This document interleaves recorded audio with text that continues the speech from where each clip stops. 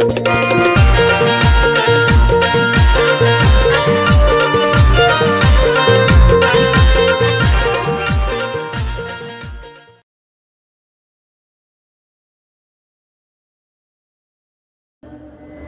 त्याचे चित्त ज्यांनी ज्यांनी शब्द ऐकले असतील त्यांनी पुन्हा एकदा लक्ष द्या. श्वानासी भोजन दिले पंचामृत. एखाद्या कुत्र्याची अचानक दया आली, दया येते देवाला, पण ते कुत्र्याला वेळेवर कळत नाही. मराठी चांगलं आहे ना? दया येते देवाला कधी कधी कुत्र्याची. देवाला दया आली आणि देवाला वाटलं हे रोजच लोकांचे गोटे खाते, याला आज काय देऊ आपण? पंचामृत देऊ. काय देऊ? पंचामृत. श्वानासी भोजन दिले पंचामृत. तरी त्याचे चित्त हाडावरी. तरी त्याचं चित्त कशावर आहे? नीट ऐका. तरी त्याचं चित्त कशावर आहे? कोणाचं? बोला बोला बोला. दोन वाक्य वेगवेगळी आहेत. श्वानाचं चित्त कशावर आहे हे पहिलं वाक्य. कशावर आहे? मोठ्याने हाडावर आहे. आणि दुसरं वाक्य, ज्याचं चित्त हाडावर आहे तो कोण आहे? कुत्र्याचं चित्त हाडावर आहे हे पहिलं वाक्य. आणि दुसरं वाक्य, ज्याचं चित्त हाडावर आहे तो कोण आहे? चांगला विषय. आता हे काही जणांना निभार लागलं असेल. अरे लागलंच पाहिजे. तुमची गुजी करायला ही गादी कुणाची मक्तेदारी नाही. तुमच्या मनाला आवडेल, तुमच्या कानाला चांगलं वाटेल ते बोलायला आम्ही कॉन्ट्रॅक्ट बेसवरले नाही. काही असतील, पण इथे उभं राहिल्यानंतर सामाजिक विषयावर परखड भाष्य करणार, कारण ही मक्तेदारी नाही. हा वारसा मला तुकोबरायांनी दिलेला. लोकांची मन जपून, यांचं मन दुखू नये याची काळजी घेऊन काही व्यावसायिक असतील, मी त्यातला नाही. ज्यांना वाईट वाटेल म्हणून काही महत्वाच्या विषयांना बगल द्यायची हे तुकोबरायांनी आपल्याला शिकवलं नाही. देतो तीक्ष्ण उत्तरे, पुढे व्हावयासी बरे.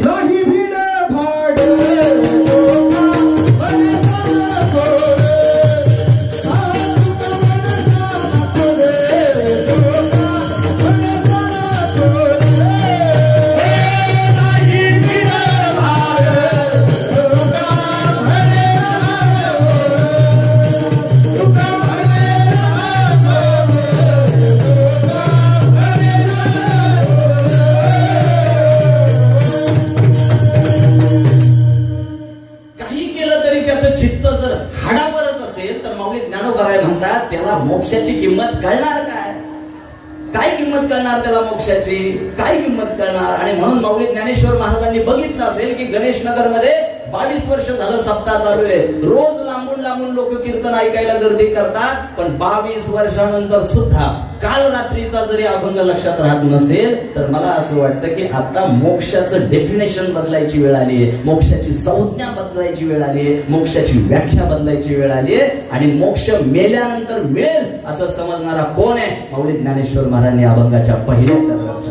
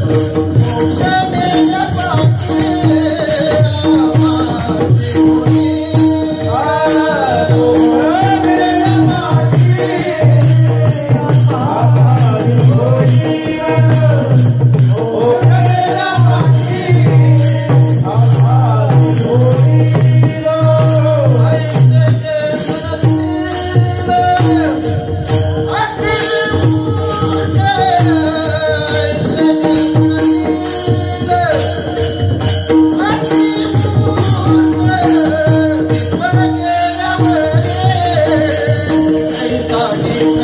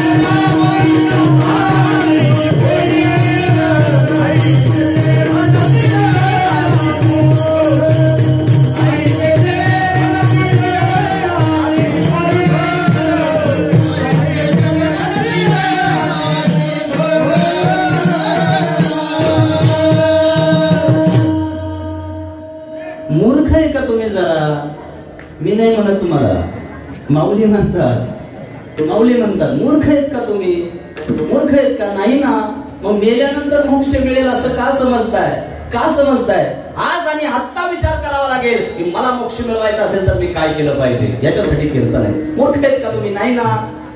माऊली ज्ञानेश्वर महाराजांनी उभ्या आयुष्यामध्ये कधीही ज्यांनी तिखट शब्द वापरला नाही, कधीही अपशब्दाचा थारा घेतला नाही, 56 भाषांचा केला असे गौरव.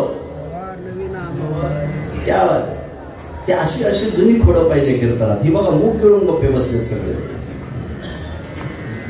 56 भाषांचा गौरव ज्यांनी केला, 9000 ओव्या, 18 अध्याय आणि 700 श्लोक असणाऱ्या ज्ञानेश्वरीमध्ये ज्यांनी कधीही अपशब्द वापरला नाही, कारण ती एक आई आहे. आणि अशा आईनं, माऊली ज्ञानेश्वर महाराजांना आपल्याला मूर्ख म्हणणं ही आपल्यासाठी सगळ्यात बेशर्मीची आणि लाजिरवाणी गोष्ट आहे. माऊलींनी आपल्याला मूर्ख म्हणावं, मग याची समीक्षा झाली पाहिजे. का माऊली मूर्ख म्हणतात? याचं कारण आहे की तुम्ही मेल्यानंतर मोक्षाची वाट पाहताय. आज आत्ता आम्हाला मोक्षाची व्यवस्था करता आली पाहिजे. आणि एका वाक्यात सांगू का, बोलण्यासारखं खूप आहे, पण अभ्यासानं मी केलेली मोक्षाची व्याख्या सांगतो.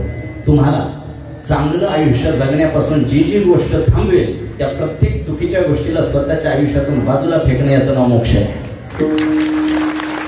नीट ऐका. ती प्रत्येक गोष्ट जी आम्हाला चुकीच्या वाटेनं घेऊन जाईल, ती प्रत्येक गोष्ट जी आम्हाला चांगलं आयुष्य जगण्यापासून थांबवेल, ती प्रत्येक गोष्ट जी अंतःकरणामधली किळस निर्माण करेल, ती प्रत्येक गोष्ट जी आमच्या परस्परांमध्ये मतभेद आणि हेवेदावे निर्माण करेल, त्या प्रत्येक नकारात्मक गोष्टीला आयुष्यातून काढून बाजूला फेकणं, याचं नाव आहे, याचं नाव आहे सख्या भावाची प्रगती बघून सुद्धा जेव्हा पोटात गुडगुड गुडगुड गुडगुड गुडगुड होतं. हळू जरा निमित्तच लागतं बाबा ह्याला. हा पण गुडगुड होते हे सत्य आहे. सख्या भावाची प्रगती पाहून सुद्धा आज आमच्या पोटात जेव्हा गुडगुड गुडगुड होतं, पोट दुखू लागतं, त्या सख्या भावाबद्दल अंतःकरणात असलेली ईर्ष्या जेव्हा आम्ही अंतःकरणातून बाहेर काढून फेकू, त्या दिवशी मोक्ष मिळाला. 22 वर्ष कीर्तन ऐकून सुद्धा माळ घालण्याची इच्छा झाली नाही. पण आज वाडेकर महाराजांनी अशी कान उघडणी केल्यानंतर जर उद्या कोणी शाकाहारी होण्याचा निर्णय घेतला, त्याचं नाव मोक्ष आहे. तंबाखू खाऊन कीर्तन मंडपाच्या पाठीमागं थुकता यावं म्हणून जो मंडपात येऊन मांडी घालून बसू शकत नाही, त्यानं उद्या 8 दिवस तंबाखू बंद करून किमान कीर्तनात तरी येऊन बसावं. ही भावना निर्माण होणं, ती भावना म्हणजे मोक्ष आहे. मोक्षाची काय व्याख्या तुम्ही करताय? आम्हाला चांगलं आयुष्य जगण्यापासून जी जी गोष्ट थांबवते, त्या प्रत्येक चुकीच्या गोष्टीला काढून फेकणं म्हणजे काय? ती गोष्ट म्हणजे काय? आणि म्हणून माऊली ज्ञानोबांची संज्ञा मला पटली की बाबा हो, मेल्यानंतरचा उदारीचा कारभार काही कामाचा नाही. मोक्ष मेल्या पाठी अम्मासी होईल, ऐसे जे म्हणतील अतिमूर्ख. महाराज 10 वाजत आले तरी तुम्ही म्हणताय अतिमूर्ख अतिमूर्ख. पुढचं तर सांगा, पुढचं तर सांगा. कळतंय मला बाबा. पुढचं मी नाही म्हणत, माऊलींना म्हणले लोक, माझ्यावर टाकू नका. लोक माऊलीला म्हणले पुढचं तर सांगा. पुढचं ऐका अभंगाच्या दुसऱ्या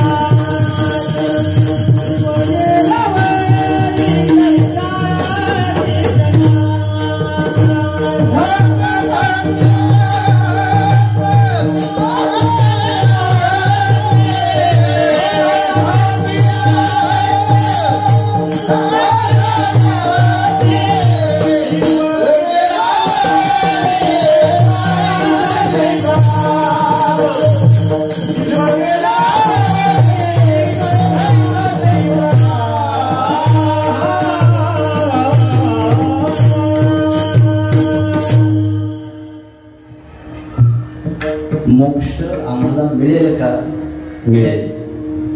मोक्ष मिळवण्याची आम्हाला इच्छा आहे का? आहे. 10 वाजत आले म्हणून मी आता गृहीत धरून चालतो. मोक्ष मिळवण्याची इच्छा आहे का? आहे. चैतन्य महाराज, मोक्ष मिळवायचा आहे हो, पण मोक्षाची व्याख्या मला तुमच्याकडून आज कळाली. उशीर झालाय, गुडघे दुखू लागले. नाही दुखत? वय काय बाबा तुमचं? 78. तरी सरळ आहेत.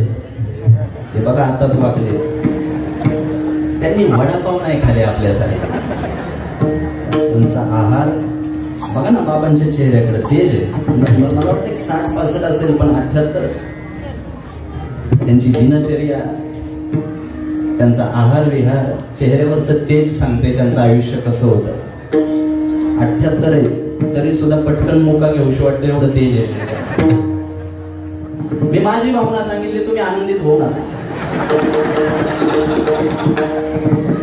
मुद्दा एवढाच आहे. अहो लोकांना हेच लागतं, आता करणार काय? घेतलं यांच्यावर, आता काय होतं? तोंड पडली होती यांची. कडू औषध सुद्धा गाणं म्हणून पाजावं लागतं गोपाळ महाराज. मी सलगीनं बोललो. गुडघे दुखू लागले, ऐकू कमी झालं, मग मोक्षाचा विचार करता येणार नाही. तरुण आहे, रक्त गरम आहे, उमेदीचा काळ आहे, आणि दुसऱ्यासोबत भांडताना जेवढा जोर आम्ही दाखवतो तेवढा जोर जर मोक्ष मिळवण्यासाठी दाखवला तर मला वाटतं 23 वर्षाच्या या अखंड रिणाम सप्ताहाचं सार्थक झाल्याशिवाय राहणार नाही. ही मोक्षाची व्याख्या आम्हाला कळाली. अचानक वर्षांचा हिशोब का काढला? माऊलींच्या दुसऱ्या चरणात जे आता तुम्ही आमच्या भिकाजी महाराजांकडून ऐकलं, दीप गेल्यावरी कैचाची प्रकाश, झाका झाकी त्यास कासयाची. झाका झाकीवरून आठवलं महिला वर्ग. ऐ, जुन्या काळामध्ये मातीची सारवलेली घरं असायची हो की नाही गावाकडे. इथं कशाचं काय गावाकडे. आणि ती जुनी सारवलेली घरं असायची, त्या घरात एक देवळी असायची. देवळीच ना कोणाला तो हे बरं लवकर सांगता येतं. मलाचपासून आपण विचारतोय तर बरं मोकळं कामापुरतं बरं माहिती आहे तुम्हाला. तुम्ही भेटा कीर्तन झाल्यावर 2-4 जणांना. हा, मुद्द्यावर लक्ष द्या, कथा गोष्टीत रमू नका. मला अभंगाचं दुसरं चरण पटकन समजावून सांगायचं आहे. एक मातीने सारवलेली घरं असायची, एक कोणाला असायचा, देवळी असायची, त्याच्यामध्ये एक रॉकेलची चिमणी असायची. काय असायची? काय म्हणायचं आपण त्याला?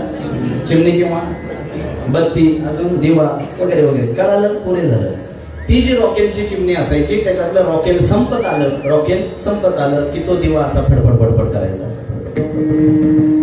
तो दिवा फडफड करायला लागला. मला आठवतंय, आता माझं 28-30 वय आहे, मला माझं लहानपण आठवतंय. 25 वर्षापूर्वीचं आमचंही सारवलेलं, मातीने सारवलेलं घर होतं. मला आठवतंय की तो दिवा फडफड करायला लागला की घरातल्या बाया लवकर झाकाझाकी करून घ्यायच्या, लवकर काम उरकून घ्यायच्या, झाकाझाकी करून घ्यायच्या. मला उत्तर द्या, तो दिवा फडफड करायला लागल्यावर झाकाझाकी करण्याचं कारण काय? कारण एकदा जर दिवा विझला तर काही करता येणार. बरेच दिवे फडफड करायला लागले. कळतंय? आणि काही फडफड न करताच विझलेले आहेत, आणि काही 10-10 वर्ष झाले फडफडच करतायत. मी धाडस करून एक जबाबदारीने बोलू का? मी तुमच्या घरातला आहे, आज बोलून जातो. समाजातले काही लोक लवकर जात आहेत म्हणून तरी समाज व्यवस्थित आहे. ह्याच्यावर कुठे टाळ्या? सामान्य ज्ञान जरा पाळा ना. मी याच्यावर टाळ्या वाजवतो की बहुतेक टाळ्यांवाली एखाद्याला निभार कंटाळलेली. सिद्धांत एखाद्याला इतकं पटला म्हणजे त्यांना पिडलेलं आहे, कोणीतरी त्रास दिलेला आहे. माझा मुद्दा असा आहे की जर अंधार झाल्यानंतर काय करता येणार नाही? झाकाझाकी करता येणार नाही. माऊली ज्ञानोबरांचा सिद्धांत स्पष्ट आहे की हा दिवा विझल्यानंतर मोक्षाचा विचार करता येणार नाही. मग मोक्ष मेल्या पाठी आम्हासी होईला ऐसे जे म्हणतील अतिमूर्ख. दीप गेल्यावरी कैचाचे प्रकाश, झाकाझाकी त्यास कासयाची. मग माऊली आम्ही काय करायचं? अभंगाच्या 3ऱ्या चरणात देह गेल्यावरी कैसाची साधना, सरोवरी देह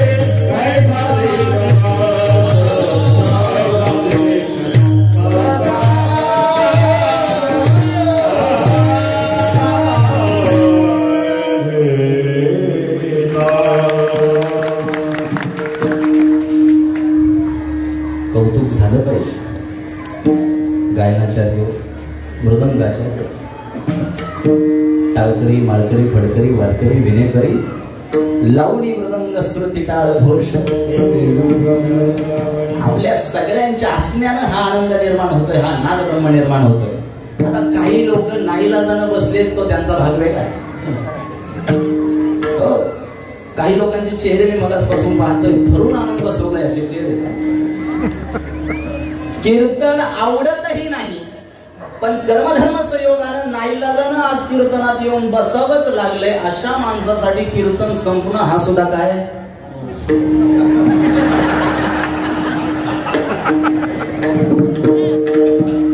विषय कटाप. काळूराम महाराज, विषय कटाप कटाप याच्या पुढीचे बघा. माझा मुद्दा स्पष्ट आहे. आता वेळ संपत आली. मला फार आवडीनं काही, फार गांभीर्यानं काही महत्वाच्या विषयांवर प्रकाश टाकायचा आहे. मी तुमची परवानगी मागून बोलतो. थोडस 10-15 मिनिटं इकडे तिकडे झालं तर चालेल का? खुल्या मनानं सांगा, चालेल? बळच रिकून म्हणू नका, चालेल? असं कणत बोलू नका, चालेल का? हे बघा, आज व्हेज कोल्हापुरी आहे जेवायला. मी सांगतो खरंय का नाही? वाचवून ओळखतो मी, खरंय का नाही?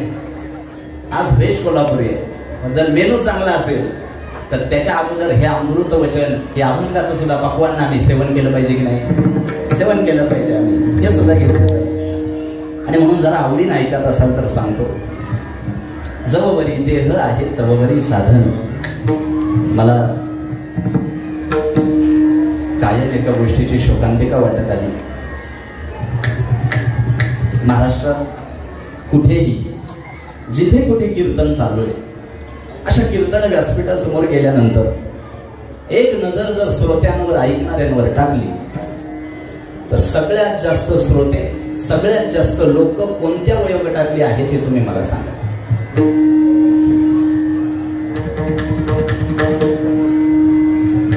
बोला ना.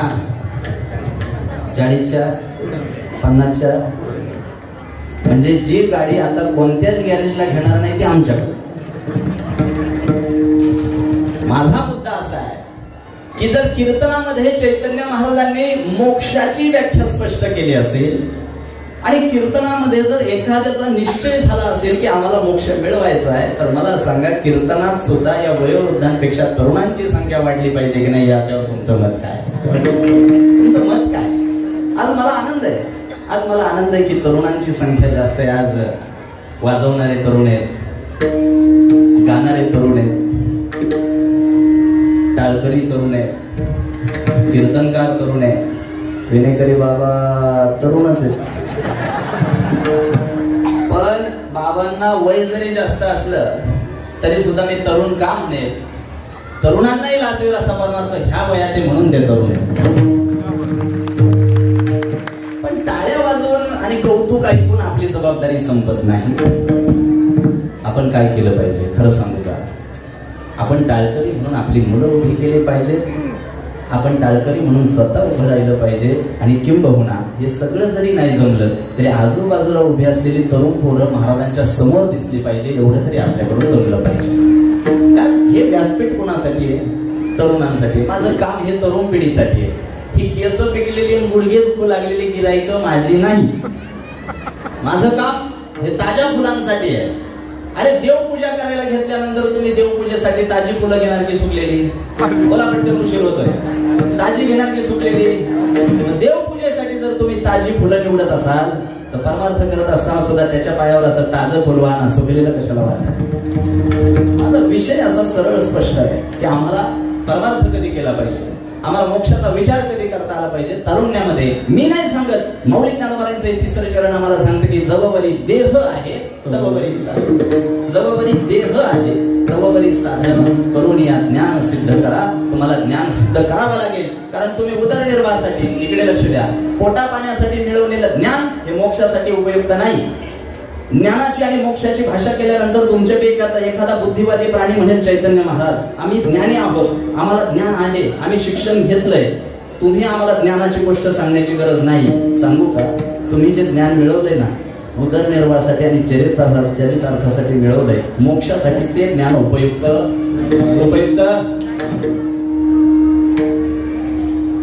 तीन मित्र पलीकडच्या गावच्या यात्रेला निघाले. त्या गावच्या आणि आपल्या गावच्या मधोमध गंगा वाहतीये, नदी वाहतीये. पलीकडच्या गावच्या यात्रेला जायचे, काय करावं लागेल? होडीत बसावं लागेल, नावेत बसावं लागेल. 3 जण मित्र नावेत बसले. एक होता वकील, दुसरा होता डॉक्टर आणि तिसरा होता पुढारी. लक्ष देऊन ऐका. आता नावेत बसल्यानंतर या तिघांना सुद्धा आपल्या आपल्या ज्ञानाचा काय झाला होता? गर्व झाला होता. त्यांनी त्या नावाड्याची उणी काढायला सुरुवात केली आणि नावाड्याला विचारलं, वकिलाने विचारलं तुला काय कायद्यातलं, कलमातलं, कायदा सुव्यवस्थेतलं काही कळतं का? नावाडी म्हणला साहेब मी फक्त पलीकडे नेण्याचं काम करतो, मला हे कायदा वगैरे काही कळत. वकील म्हणले तुझा जन्म वाया गेला. इकडे लक्ष द्या. डॉक्टरांनी मानवर केली. डॉक्टर म्हणले अरे नावाड्या तुला काही गोळ्या औषधातलं आरोग्यातलं कळतं का? चहा कधी प्यायचा, दूध कधी प्यायचं, कोरडं कधी खायचं, रस्सा कधी खायचा? नेमकंच धरताय तुम्ही. नावाडे म्हणलं मला आरोग्यातलं सुद्धा काही कळत नाही, मला फक्त लोकांना पलीकडे पोहोचवायचं नाही, पलीकडे न्यायचं कळत. आता दोघांचं झालं. तिसरा होता पुढारी. आता गप्प बसून तो पुढारी कसला? त्याने मानवर केली आणि म्हणला नावाड्याला, म्हणला तुला राजकारणातलं काही कळतंय का? निवडणुका आल्यावर कोणत्या पक्षात उडी मारायची ते कळतंय का? माणसं फोडायची कशी ते कळतंय का? आग लावायची कशी ते कळतंय का?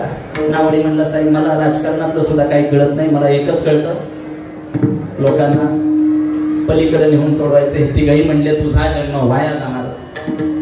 थोड्या वेळाने नदीमध्ये अशी परिस्थिती निर्माण झाली, वादळ घोंगावू लागलं, नाव गदागदा हलायला लागली आणि काही क्षणात नाव बुडेल की काय अशी परिस्थिती निर्माण झाली. तेवढ्यात हे 3 जण जे घट्ट धरून बसले होते, नावड्याने या तिघांना विचारलं तुला पोहता येतंय का? हे 3 म्हणले नाही येत. ते म्हणले तुझा जन्म हे असं लागतं यांना. आतापर्यंत कशी कोमेजली होती. सिद्धांत ऐका, कथा गोष्टीत रमू नका. मी तुमचं मनोरंजन करण्यासाठी एवढ्या दूर आलेलो नाहीये. सिद्धांत ऐका. जसं त्या तिघांना केवळ उदरनिर्वाहासाठी आणि चरितार्थासाठी ज्ञान मिळवून ज्यावेळी तरुणोपाय हवा होता त्यावेळेस ज्ञान त्यांच्याकडे नव्हतं, तसं आम्हाला सुद्धा बैलतीराच्या पलीकडे जाण्यासाठी मोक्षाचं ज्ञान आवश्यक आहे. आणि म्हणून मौलिक ज्ञानोबा म्हणतात करून या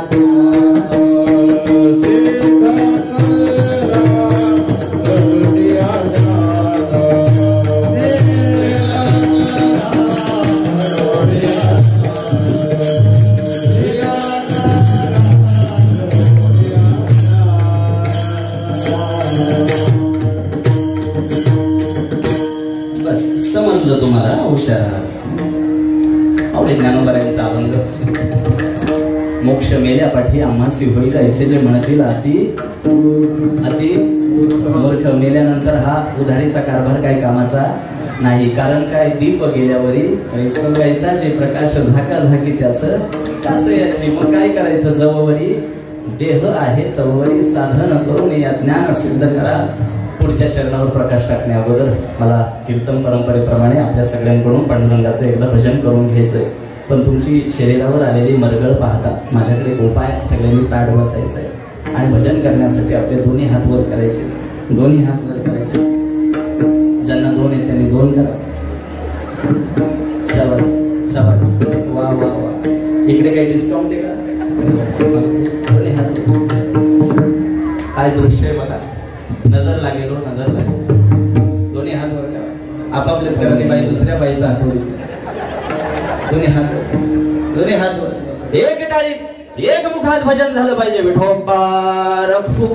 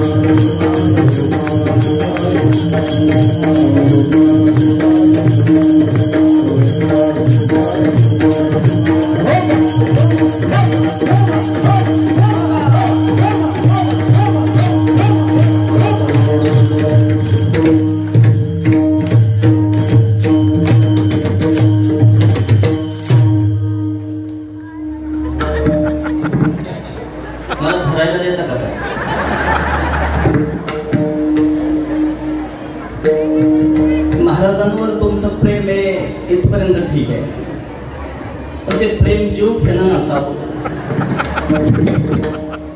कोणते एक शरीर इमारत ढासळेल अशी अवस्था. प्रेम दाखवा, पण महाराजांची पर्सनॅलिटी बघून दाखवा. प्रेम आहे याचा आनंद आहे, पण ते प्रेम कशात असलं पाहिजे? भजनात असलं पाहिजे.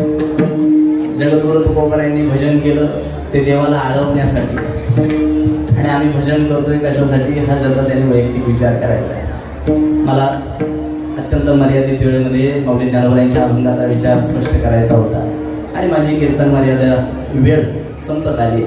उरलेल्या शेवटच्या चरणावर प्रकाश टाकत असताना एका महत्त्वाच्या विषयावर आपल्याला बोलायचंय. तत्पूर्वी भजन करायचं. विठ्ठल विठ्ठल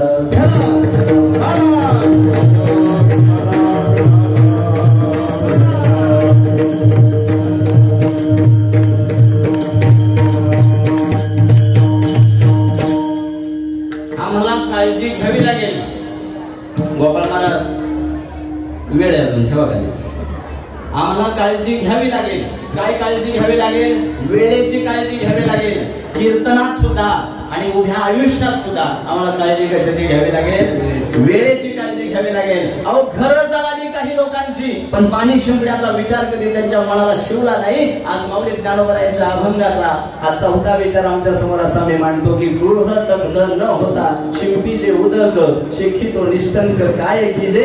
गायनापेक्षा आता अभंगाचा अर्थ समजणं गरजेचं आहे. म्हणून आता चालीला मी फाटा देऊन वगळून पुढे अभंगाचा मी समारोप त्या ठिकाणी करतोय की गृह दग्ध न होता शिंपीचे उदक. माऊली ज्ञानेश्वर महाराज म्हणतात घर पूर्ण जळून जाण्याच्या अगोदर आपल्याला काय करता आलं पाहिजे? पाणी शिंपडता आलं पाहिजे. लहानपणी शाळेत असताना एक गोष्ट मास्तरांनी मला शिकवली होती. काय शिकवली होती?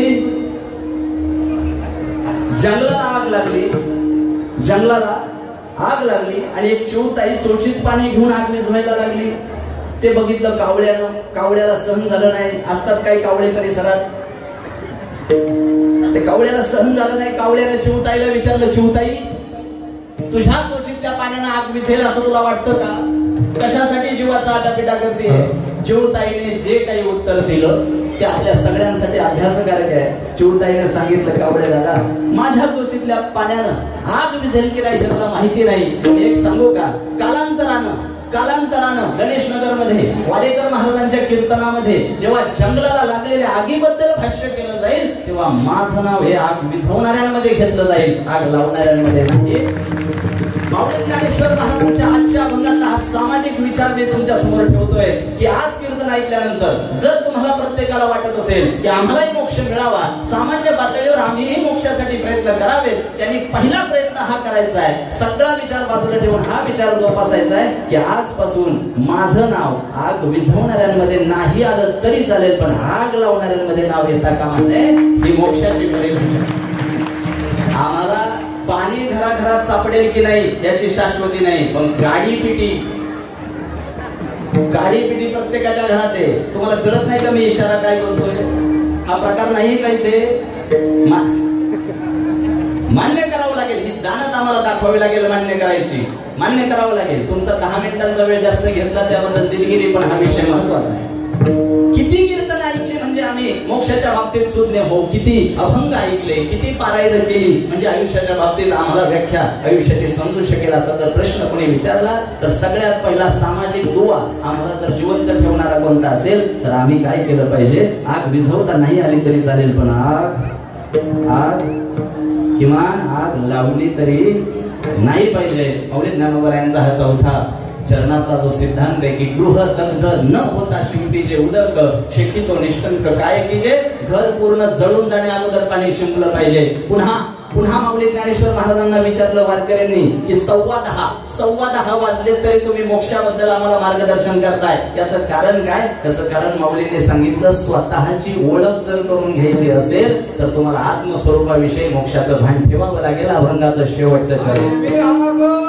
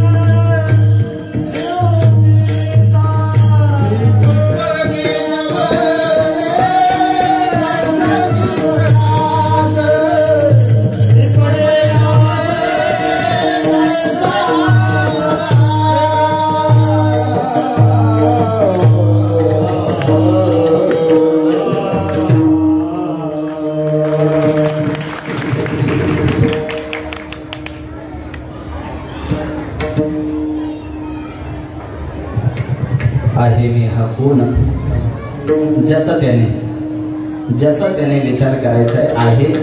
मी हा कोण करावा विचार म्हणे ज्ञानेश्वर. माझी वेळ संपली.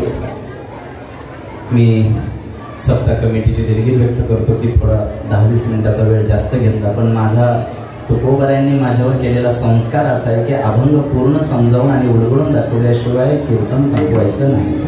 मला भागव जमतच नाही. मी तर आज एवढ्या ऊर्जेनं आलोय की 3:30 वाजेपर्यंत चालू शकतो. चालवायचं का हे ऐकूनच कळ आली आहे काही जणांच्या छाती. कीर्तन किती वेळ ऐकले हे महत्वाचं नाही. मला जाता जाता काही महत्वाच्या विषयावर प्रकाश टाकण्याचा प्रयत्न केला. आज या ठिकाणी आल्यानंतर एक गोष्ट फार मनाला भावली की अशा मायानगरी असलेल्या या शहरामध्ये प्रचंड प्रलोभनं आमच्या समोर असताना सुद्धा या सगळ्या प्रलोभनांना बाजूला सारून तुम्ही सगळी मंडळी एवढ्या आग्रहानं 23 वर्ष अखंड हरिनाम सप्ताह करताय. ही सिद्धिविनायकीची तुमच्यावर असलेली कृपा मला बघायला मिळाली. मला आज एक संत साहित्याचा अभ्यासक आणि कीर्तनकार म्हणून संबंध राज्य पातळीवर माझा प्रवास होतोय.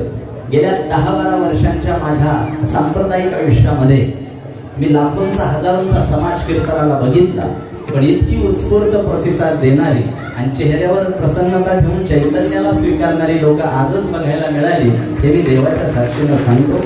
पण तुमचं कौतुक मी यासाठी करतोय कारण तुम्ही माझं ऐकावं. मनुष्य स्वभाव असा आहे की कौतुक केल्याशिवाय लवकर टप्प्यात येत नाही आणि म्हणून तुमचं कौतुक करून मी तुम्हाला सांगतोय, या ज्या माझ्या भगिनी टाळ घेऊन उभ्या आहेत ना, निश्चितच आज त्या आपल्या संपूर्ण मंडपाचं वैभव वाढवणाऱ्या आहेत. पण एक गोष्ट सांगू का, आपल्याही घरातल्या प्रत्येक लेकीनं एकदा तरी टाळ घेऊन उभं राहावं अशी अपेक्षा या माऊलीनं केली पाहिजे. मला आल्यापासून यांचं एवढं कौतुक वाटतं. इथल्याच ना हा, पण आता संख्या हळूहळू वाढली पाहिजे.